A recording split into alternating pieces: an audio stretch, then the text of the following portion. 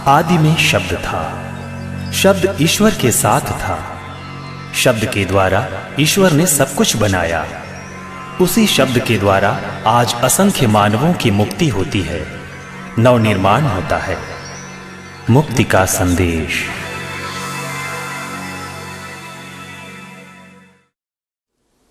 मेरे प्रिय मित्रों, इस संसार में बहुत से लोग आलस्य के शिकार हैं। आलस्य एक बंधन है और कई लोग इस बंधन में हैं। कुछ दिन पहले एक भाई हमारे आश्रम में प्रार्थना के लिए आए थे। शादीशुदा थे, उनके 2 छोटे छोटे बच्चे थे और उन्होंने कहा कि वे अपने परिवार के लिए प्रार्थना करने के लिए आए हैं। करीब 1.5 सप्ताह तक आश्रम में रहकर उन्होंने प्रार्थना की। व्यक्तिगत बातचीत के दौरान उन्होंने कहा कि उनके पिता की मृत्यु हो चुकी थी। उनकी माँ थी और उनकी एक दीदी थी और छोटी बहन थी। दीदी और छोटी बहन दोनों सरकारी नौकरी कर रही थी। अंत में मैंने उस भाई से पूछा कि भाई आप क्या करते हैं?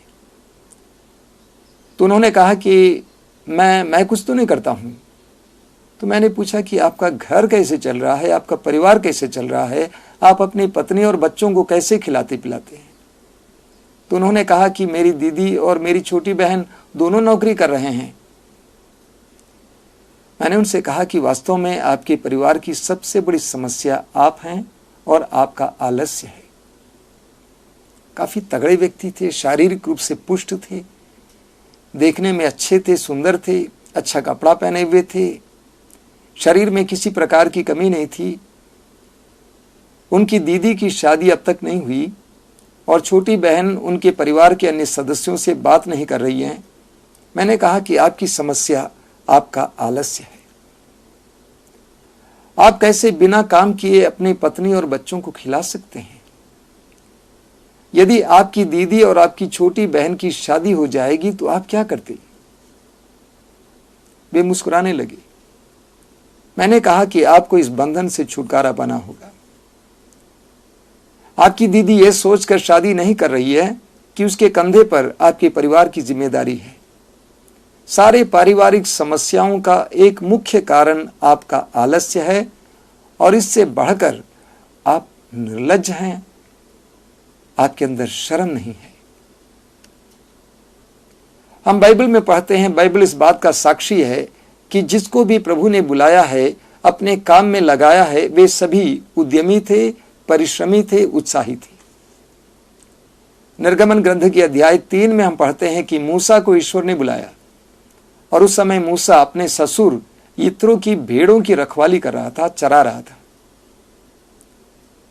मत्ती के सुसमाचार के अध्याय 4 में हम पढ़ते हैं प्रभु यीशु ने पेतरुस और अंद्रेस को बुलाया। वचन हमें बताता है कि पेतरुस और अंद्रेस मछली पकड़ने के लिए अपने जाल समुद्र में डाले हुए थे। उसके बाद प्रभु ने याकूब और योहन को बुलाया। वे दोनों अपनी जाल मरम्मत कर रहे थे। इसी प्रकार मत्ती के सुसमाचार के अध्याय 9 में हम पढ़ते हैं कि प्रभु ने मत्ती को बुलाया। मत्ती चुंगी लेने वाला था और कर लेने वाला था और अपने काम में लगा हुआ था। प्रभु ने कहा मेरे पीछे चले आओ, और सारा काम छोड़कर वो यीशु के पीछे चला जाता है। प्रभु उन लोगों पर अनुग्रह करता है जो परिश्रमी हैं, उद्यमी हैं, मेहनती हैं। मत्ती के सुसमाचार के अध्याय 25 उसके वाक्य 14 से हमें एक बहुत सुंदर दृष्टांत सुनने को मिलता है। प्रभु यीशु ने कहा कि एक धनी व्यक्ति था।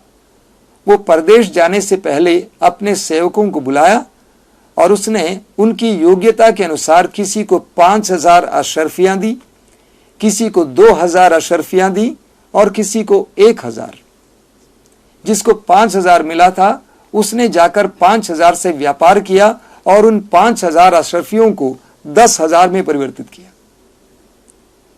जब मालिक वापस आया उसने जाकर मालिक से कहा कि मालिक, आपने मुझे 5,000 अशर्फियां दी थी, देखिए मैंने इसे 10,000 कर दिया है। मालिक ने कहा, शाबाश भले और ईमानदार सेवक, तुम्हें और भी सौंपा जाएगा। अपने मालिक, अपने स्वामी के आनंद में सहभागी बनो। ठीक इसी प्रकार दूसरा व्यक्ति जिसे 2,000 मिला था उसने भी 2,000 को 4,000 किया और मालिक के पास आया बड़े आनंद के साथ और कहा कि मालिक, आपने मुझे 2000 दिया था शर्फियां, मैंने इसे 4000 कर दिया है। मालिक ने कहा, शाबाश, भले और ईमानदार सेवक, तुम इस छोटी बात में ईमानदार रहे, तुम्हें और भी सौंपा जाएगा। अपने मालिक, अपने स्वामी के आनंद में सहभागी हो जाओ। लेकिन जिसको 1000 अशर्फियां मिली थी, उसने मालिक के पास आकर कहा, मालिक, मैं जानता था कि आप कठोर हैं, आप वहां लूटते हैं जहां आप बोते नहीं हैं, और जहां आप बिखेरते नहीं वहां पे आप काटते हैं। इसलिए मुझे डर था कि मैं न गंवा दूं, इसलिए मैंने ये 1000 अशर्फियां ली और मिट्टी में छिपा के रखा था। ये लीजिए आपकी 1000 अशर्फियां। मालिक ने उससे कहा, रे दुष्ट और आलसी सेवक, यदि तुम जानते थे कि मैं कठोर हूं, तो क्या तुम्हें यह नहीं चाहिए था कि तुम इसे महाजन के यहां छोड़ देते और सूद के साथ वापस लौटाता? और उसने अपने सेवकों से कहा कि इससे ये 1000 अशर्फियां निकालो और उसे दे दो जिसके पास 10,000 हैं, और इसे लेकर बंदी गृह में डाल दो, वहां पर ये रोएगा और दांत पीसेगा। मालिक ने उससे कहा, रे दुष्ट और आलसी सेवक। इस दुनिया में बहुत सारे लोग दुष्ट और आलसी हैं। कई लोग इस दुनिया में ईश्वर की कमी ढूंढते हैं। ये शिकायत करते रहते हैं कि ईश्वर ने मुझे वो नहीं दिया, ये नहीं दिया है। ईश्वर ने मेरे पड़ोसी को ये दिया लेकिन मुझे नहीं दिया है। ईश्वर ने मेरे भाई को ये दिया, मुझे नहीं दिया है। सवाल ये नहीं है कि ईश्वर ने हमें क्या नहीं दिया है, लेकिन सवाल यह है कि हमें ईश्वर ने जो दिया है उसके साथ हमने क्या किया है। ईश्वर ने हमें अच्छा शरीर दिया है, ईश्वर ने हमें इंद्रियां दी हैं, ईश्वर ने हमें बहुत सारे मौके दिए हैं, ईश्वर ने हमें बहुत सारी प्रतिभाएं दी हैं। सवाल ये खड़ा होता है कि हमने इसका कैसे सदुपयोग किया है। मेरे प्रिय भाई और बहनों, एक और चीज जो ईश्वर ने हमें दिया है जो बहुत ही महत्वपूर्ण है, वो है समय। मैं देखता हूं कि इस दुनिया में बहुत सारे लोग समय का सदुपयोग नहीं करते हैं। कुछ दिन पहले मुझे एक छोटा सा लेख पढ़ने को मिला जहां पर ये लिखा हुआ था, अगर हम स्वास्थ्य गंवा देंगे हम उसे वापस पा सकते हैं, धन गंवाएंगे उसे फिर वापस पा सकते हैं, लेकिन समय गंवाएंगे उसे हम फिर वापस नहीं पा सकते। समय कितनी कीमती चीज है, कई लोगों को इसका एहसास नहीं है। मैंने देखा है कि कई लोग ऐसे ही आलस्य में समय बिता देते हैं, बातचीत में समय बिता देते हैं। कई वर्ष पहले मुझे अंग्रेजी की एक फिल्म देखने का मौका मिला। उसका शीर्षक था माई लेफ्ट फुट, मेरा बायां पैर। बहुत सुंदर फिल्म है, छोटी सी फिल्म है, विश्व की सबसे बड़ी खिताब जीतने वाली फिल्म है, ऑस्कार अवार्ड प्राप्त करने वाली फिल्म। छोटी सी कहानी है एक ऐसे जवान लड़के की जिसका एक पांव ही चलता था, बाकी शरीर का कोई भी अंग अपनी इच्छा के अनुसार वो चला नहीं पाता था। उसकी एक छोटी बहन थी, छोटा भाई था। वे दोनों पढ़ाई कर रहे थे। एक दिन उसकी मां को जब भोजन पका रही थी, उस कमरे से जहां पर बच्चे पढ़ रहे थे एक अट्टहास की आवाज सुनाई दी। वो दौड़ती हुई आई। उसने क्या देखा, ये जवान लड़का जिसका सिर्फ बाएं पैर काम करता था, अपने छोटे भाई और बहन के पास बैठा हुआ था, एक व्हील चेयर पर बैठा हुआ था, और अपने बाएं पैर के सहारे उसने एक चौक उठाया और जमीन पर लिखने का प्रयास किया। मां, उसकी मां ने आकर उसको गले से लगाया और उससे कहा कि बेटे मैं तुम्हें पढ़ाऊंगी। आप जानते हैं मेरे प्रिय मित्रों, उस जवान लड़के ने अपने बाएं पैर के सहारे लिखना सीखा, पढ़ना सीखा, और उसने किताब लिखी जिसका शीर्षक है माई लेफ्ट फुट, और उस किताब के अनुसार फिल्म बनाई गई और उस फिल्म को ऑस्कार अवार्ड मिली। मैं आपको बताऊं, जब से मैंने उस फिल्म को देखा, मैं एक पल भी गंवा नहीं पाता हूं। अनावश्यक बातचीत में, अनावश्यक कार्यों में एक पल भी मैं बिता नहीं पाता हूं। इस दुनिया में बहुत सारे लोग समय गंवाते हैं। मैं हमारे आश्रम में आने वाले सभी आध्यात्म के छात्रों से कहा करता हूं कि देखिए भाइयों, हम आज के हकदार हैं, कल के नहीं। हम आज के हकदार हैं, कल के नहीं। आपका कल आज के ऊपर निर्भर है। समय कितनी कीमती चीज है, हर मनुष्य ये जाने। हम सामुएल के दूसरे ग्रंथ के अध्याय 11 में पढ़ते हैं राजा दाऊद के पतन के बारे में। राजा दाऊद इस्राएल का सबसे यशस्वी राजा था। उन्होंने इस्राएल पर 40 साल तक शासन किया। वचन में बताता है कि ईश्वर ने उन पर पवित्र आत्मा का अभिषेक किया था। अध्याय की शुरुआत में हम पढ़ते हैं कि वसंत का काल था और सभी राजा अपनी सेनाओं को लेकर राज्य के विस्तार के लिए लड़ने के लिए निकल पड़ते थे। लेकिन राजा दाऊद अपने दरबार में ही रह गया। सेना लड़ने के लिए गई, राजा दाऊद यरूशलेम में ही रह गया। और वचन में बताता है कि राजा दाऊद शाम के समय विश्राम के बाद अपने छत पर टहलने के लिए गया। उसने देखा कि एक सुंदर नारी नहा रही है और उस नारी के शरीर ने राजा दाऊद को मोहित किया। अपने नौकरों को भेजकर पता लगा है कि यह कौन है। नौकरों ने कहा कि आपके ही सैनिक ऊरिया की पत्नी बर्शिबा है। राजा दाऊद ने ऊरिया को लड़ाई के मैदान से वापस बुलाया, कहा कि तुम जाकर अपनी पत्नी के साथ आज रात को विश्राम करो। लेकिन ऊरिया इस बात के लिए तैयार नहीं हुआ, यह कहकर कि हमारी सेना लड़ रही है, मैं अपनी पत्नी के साथ आज रात को कैसे गुजारूंगा। राजा क्रुद्ध होकर उसे लड़ाई के मैदान में भेजता है और एक पत्र भेजता है और सेनाध्यक्ष से कहता है कि तुम इसे बिल्कुल आगे रखना और इसे मरवा डालना। जब ऊरिया का निधन हुआ, उसकी मृत्यु हुई, तो राजा दाऊद ने बर्शिबा को अपनी पत्नी के रूप में ग्रहण किया। उसके बाद से राजा दाऊद के परिवार में पतन शुरू होता है। उस राज्य परिवार में विभाजन आ जाता है। दाऊद के जीवन में कई प्रकार की विपत्तियां आती हैं, उस परिवार में कई तरह की विपत्तियां आती हैं। आप जानते हैं उसकी शुरुआत कहां से हुई? आलस्य से। दाऊद को लड़ने के लिए जाना चाहिए था, एक अच्छे अगुवे की तरह, एक अच्छे राजा की तरह अपनी सेना के आगे रहना चाहिए था। लेकिन दाऊद आलसी बन गया और आलस्य के द्वारा उसका पतन हुआ।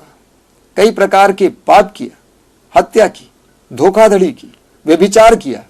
मेरे प्रिय मित्रों, आलस्य कई पापों का मूल है, कई पापों की जड़ है। इसलिए आलस्य को हम मूल पाप कहते हैं। आलस्य मूल पापों में एक है। एक आलसी की आंखें पापों का आह्वान करती हैं। एक आलसी का शरीर पाप के लिए तैयार रहता है। एक आलसी का मन पापमय बातों से भरा रहता है। अंग्रेजी में वो कहावत है, empty mind is the workshop of the devil, अर्थात खाली मन शैतान की कार्यशाला है। सूक्ति ग्रंथ के अध्याय 6 उसके वाक्य 6 से 8 तक प्रभु इस प्रकार कहता है, हे आलसी तुम चींटी के पास जाओ। प्रभु आलसियों से कहता है कि तुम चींटे के पास जाओ। चींटी कितनी बड़ी होती है। आगे प्रभु कहता है, उसके आचरण पर विचार करो और प्रज्ञ बनो। यानी प्रभु कहता है कि चींटियों से प्रज्ञा ग्रहण करो, प्रज्ञा की बात ग्रहण करो। यानी प्रभु एक आलसी को चींटी से भी ना समझ बताता है। उसका ना तो कोई स्वामी है, ना कोई निरीक्षक और ना कोई शासक। वह समय पर अपने रसद का प्रबंध करती और फसल के समय अपना भोजन संचित करती है। हे आलसी, तुम कब तक पड़े रहोगे? तुम अपनी नींद से कब जागोगे? प्रभु हमसे कहता है, आलसियों से कहता है कि तुम चींटी से सीखो। हम मत्ती के सुसमाचार के अध्याय 25 उसके शुरुआत में एक बहुत सुंदर दृष्टांत पढ़ते हैं। प्रभु यीशु कहते हैं कि 10 कुमारियां दूल्हे की अगवानी करने के लिए निकली मशालें लेकर। उनमें से 5 समझदार कुमारियां थी और 5 नासमझ कुमारियां थी। समझदार कुमारियों ने अपने साथ मशालों के साथ साथ कुपियों में तेल भी लिया था, लेकिन नासमझ कुमारियों ने अपने साथ तेल नहीं लिया था। दूल्हे के आने में देरी हो गई, सब लोग सो गए। आधी रात में आवाज आई दूल्हा आ रहा है, अगवानी करने निकलो। सभी लोग जाग गए। तब तक मशालें बुझने को हो गईं। जो समझदार कुमारियां थीं उन्होंने अपने कुप्पी का तेल मशालों में डालकर अपने मशालों को जिंदा किया और ज्यादा तेज किया। लेकिन नासमझ कुमारियों के पास तेल नहीं था। उन्होंने कहा कि आप हमें भी दे दीजिए। समझदारों ने कहा, कहीं ऐसा ना हो कि तुम्हारी और हमारी दोनों मशालें बुझ जाएं, ये हमारे लिए ही काफी है, तुम जाकर किसी दुकान से ले लो। नासमझ कुमारियां दुकानों में गई तेल लेने के लिए। जब तक वे वापस आ गए तब तक सभी लोग विवाह भवन में प्रवेश किए और विवाह भवन अंदर से बंद हो गया। तब तक 5 नासमझ कुमारियां आई और वे खटखटाने लगे, बोलने लगे, प्रभु हमारे लिए द्वार खोल दीजिए। प्रभु ने कहा, मैं तुमसे कहता हूं, मैं तुम्हें नहीं जानता हूं। प्रभु यीशु ने उन 5 कुमारियों को क्यों नासमझ कहा? वे क्यों नासमझ थी? क्योंकि उन्होंने अपने भविष्य के लिए प्रबंध नहीं किया था। उन्होंने अपने भविष्य के लिए तेल का प्रबंध नहीं किया था। समय रहते हुए भी उन्होंने भविष्य के लिए तेल का प्रबंध नहीं किया था। संभवतः उन्होंने सोचा बाद में देखा जाएगा। मेरे प्रिय मित्रों, कई आलसियों के जीवन में भी हम ये देखते हैं, वे बाद में के लिए टाल देते हैं। हर काम को बाद में के लिए टाल देते हैं। कहते हैं बाद में देखा जाएगा, कल देखेंगे। ये टालने की प्रवृत्ति मनुष्य के लिए बहुत ही खतरनाक है। एक सफल व्यक्ति वो होता है जो अपने जीवन में हर कार्य को समय पर करता है, आज के कार्य को आज करता है।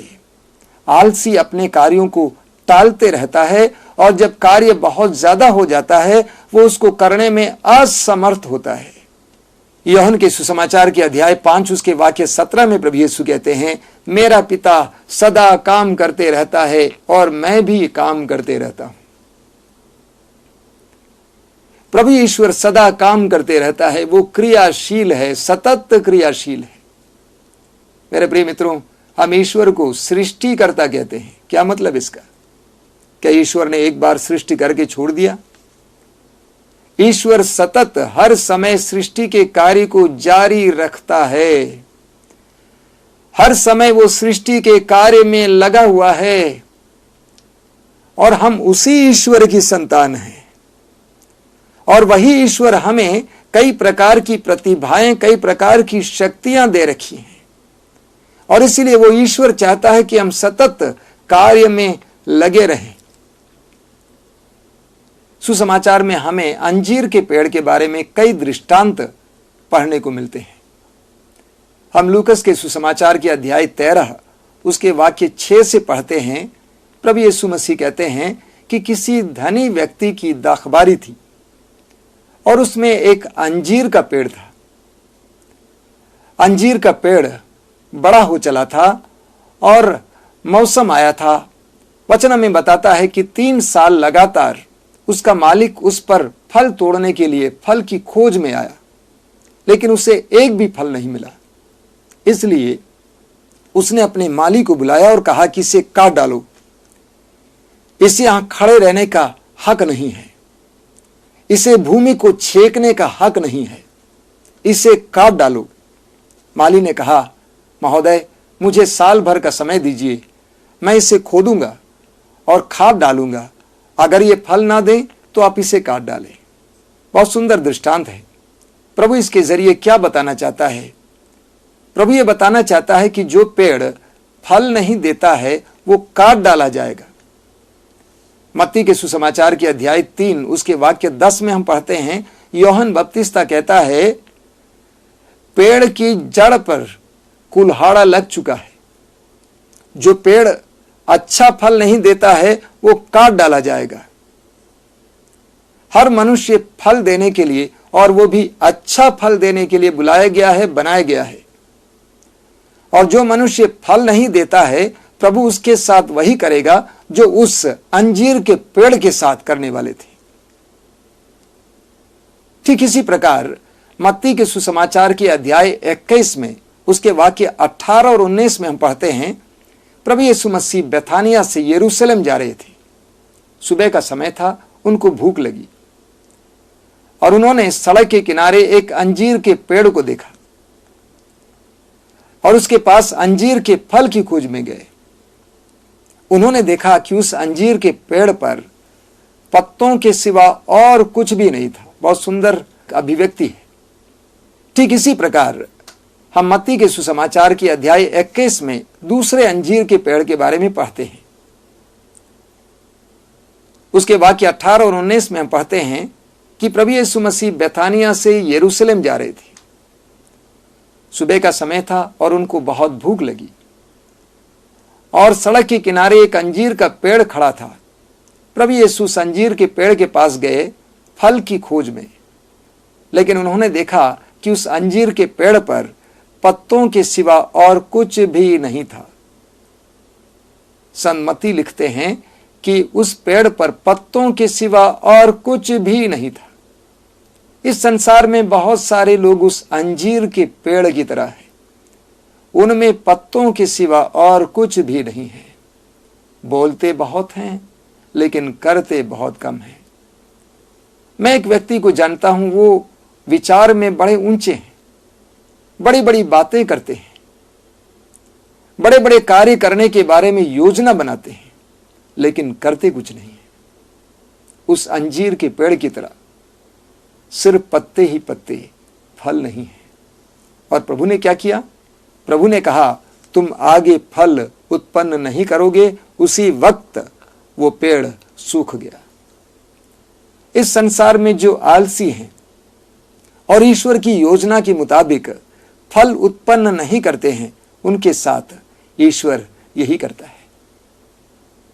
यूहन्ना के सुसमाचार के अध्याय 15 उसके वाक्य 8 में हम पढ़ते हैं, प्रभु यीशु कहते हैं, मेरे पिता की महिमा इसमें है कि तुम बहुत फल उत्पन्न करो और मेरे शिष्य बने रहो। मेरे पिता की महिमा इसमें है कि तुम बहुत फल उत्पन्न करो और मेरे शिष्य बने रहो। एक महान संत हैं, संत इरेनियस, उन्होंने कहा है अंग्रेजी में, human fully alive is the glory of God. यानी मनुष्य जब सजीव है तो ईश्वर की महिमा करता है। जब हम बहुत फल उत्पन्न करते हैं, हम बनाने वाले की महिमा करते हैं। जब हम परिश्रम करते हैं, तब हम बनाने वाले सृष्टिकर्ता की महिमा करते हैं। मेरे प्रिय मित्रों, आलस्य एक बहुत बड़ा बंधन है।